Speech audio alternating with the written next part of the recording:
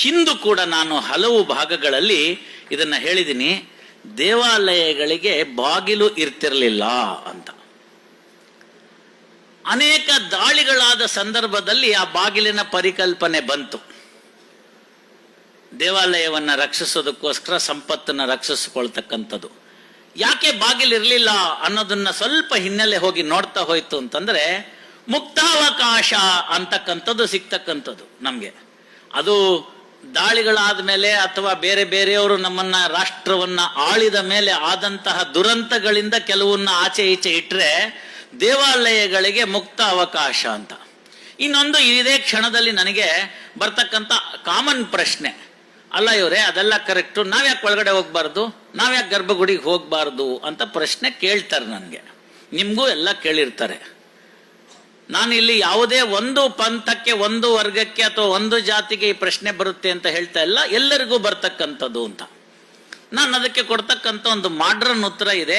ಮನಸ್ಸಿಗೆ ಬಂದ್ರೆ ಒಪ್ಕೊಳ್ಳಿ, ಯಾರಿಗೂ ಬೇಡ. ನಮ್ಮನೆಯವ್ರದನ್ನ ನಾನು ತೆಗೆದುಕೋತೀನಿ, ಬೇರೆಯವ್ರಿಗೆ ಹೇಳಿದ್ರೆ ಬೇಜಾರು ಪಟ್ಕೋತಾರೆ. ನನ್ನ ಮನೆಯ ಒಬ್ಬ ಸದಸ್ಯರು ಅನಾರೋಗ್ಯದ ನಿಮಿತ್ತ ಆಸ್ಪತ್ರೆಗೆ ಸೇರಿದ್ದಾರೆ. ಅಲ್ಲಿ ಪರೀಕ್ಷೆ ಮಾಡಿದಂತ ವೈದ್ಯರು ಹೇಳ್ತಾರೆ, ಇಲ್ಲ ಅವ್ರಿಗೊಂದು ಸರ್ಜರಿ ಆಗ್ಬೇಕಾಗಿದೆ, ಆಪರೇಷನ್ ಆಗ್ಬೇಕಾಗಿದೆ ಅಂತ ಹೇಳ್ತಾರೆ. ಹಿಂದಿನ ದಿವಸ ನಾವು ಹೋಗಿದ್ದೀವಿ, ಅವರನ್ನ ಭೇಟಿ ಮಾಡಿದ್ದೀವಿ. ಆ ಡಾಕ್ಟರ್ನ 20,000 ರೂಪಾಯಿದು ರೇಮಂಡ್ ಸೂಟು, 10,000 ರೂಪಾಯಿದು ಹಶ್ ಪಪೀಸ್ ಅಂತಕ್ಕಂಥ ಒಂದು ಶೂಸು, 5,000 ರೂಪಾಯಿ ಇರ್ತಕ್ಕಂಥದ್ದು ಒಂದು ಸಿಲ್ಕ್ ಟೈ ಎಲ್ಲ ಹಾಕೊಂಡು ಕೂತಿದ್ದು, ನಮ್ಮನ್ನು ನಿಮ್ಮನ್ನೆಲ್ಲ ಕೂಡಿಸಿ ಮಾತಾಡಿ ಕನ್ಸಲ್ಟೇಷನ್ ರೂಮಲ್ಲಿ ಇವೆಲ್ಲ ನಡೆಯುತ್ತೆ. ರೋಗಿಯನ್ನ ಮುಟ್ಟಿದ ತಕ್ಷಣ ಹೋಗಿ ವಾಶ್ ಬೇಸಿನಲ್ಲಿ ಕೈ ತೊಳ್ಕೋತಾರೆ, ನಂತರ ಬೆಳಗ್ಗೆ ಬರ್ತಾರೆ. ಆ ನಂತರ ಬೆಳಗ್ಗೆ ಹೋಗ್ತೀವಿ ನಾವು ಆಪರೇಷನ್ ಥಿಯೇಟರ್ ಹತ್ರ. ಡಾಕ್ಟರ್ ಇದ್ದಾರೆ ಅಂತ ಹುಡುಕ್ತಾ ಇದೀವಿ. ಯಾಕೆಂದ್ರೆ 20,000 ರೂಪಾಯಿ ಇರ್ತಕ್ಕಂಥ ರೇಮಂಡ್ ಸೂಟ್ ಇಲ್ಲ, 5,000 ರೂಪಾಯಿ ಟೈ ಇಲ್ಲ, ಹಶ್ ಪಪಿ ಶೂಸ್ ಇಲ್ಲ, ಒಂದು 40 ರೂಪಾಯಿಂದು ಗೌನ್ ಹಾಕೊಂಡು ನಿಂತಿದ್ದಾರೆ, ನಮ್ಗೆ ಗುರ್ತು ಹಿಡಿತಿಲ್ಲ. ನೀವು ಅನ್ಯವರೇ ಒಬ್ರು ಡಾಕ್ಟರ್ ಇದ್ದಾರೆ, ನಿಮ್ಮನ್ನು ಒಳಗಡೆ ಬಿಡಬೇಕು ಅಂತಂದ್ರೆ ಅವ್ರು ಹೇಳ್ತಾರೆ ಒಳಗ್ ಬಿಡೋ ಪದ್ಧತಿ ಇಲ್ಲ. ಒಂದು ವೇಳೆ ನೀವು ನಮ್ಮ ಹಾಗೆ ಇವೆಲ್ಲ ಮಾಡ್ಕೊಂಡು ಆಟೋಕ್ಲೇವಲ್ ಇರ್ತಕ್ಕಂಥ ಗೌನ್ ಹಾಕೊಂಡು ಬಂದ್ರೆ ಬಂದು ದೂರ ನಿಂತ್ಕೋಬಹುದು, ಹೊರತು ಪೇಷಂಟ್ನ ಮುಟ್ಟೋ ಹಾಗಿಲ್ಲ ಅಂತಾರೆ.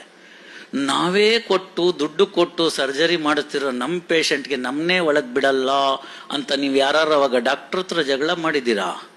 ಹಾಗಾದ್ರೆ ನಮ್ಮನ್ನೇ ಯಾಕೆ ಗರ್ಭಗುಡಿಗೆ ಬಿಡಲ್ಲ ಅಂತ ಯಾಕೆ ಗಲಾಟೆ ಮಾಡ್ತೀರಿ? ಉತ್ತರ ನೇರ ಆಯ್ತು ಅಂತ ಅನ್ಸುತ್ತೆ.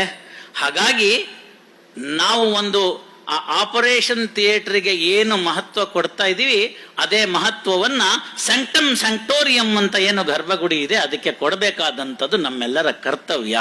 ಇದನ್ನ ದೇವಾಲಯಗಳ ಜೀರ್ಣೋದ್ಧಾರ ಸಮಿತಿಯಲ್ಲಿ ಇಂತಹ ವಿಚಾರಗಳನ್ನ ತಿಳಿಸಬೇಕು ಅನ್ನೋದು ನನ್ನ ಭಾವನೆ ಆಗಿತ್ತು. ಹಾಗಾಗಿ ಯಾರು ಕೂಡ ದೇವರ ಮುಂದೆ ಸಣ್ಣವರು ದೊಡ್ಡವರು ಅಂತಿಲ್ಲ.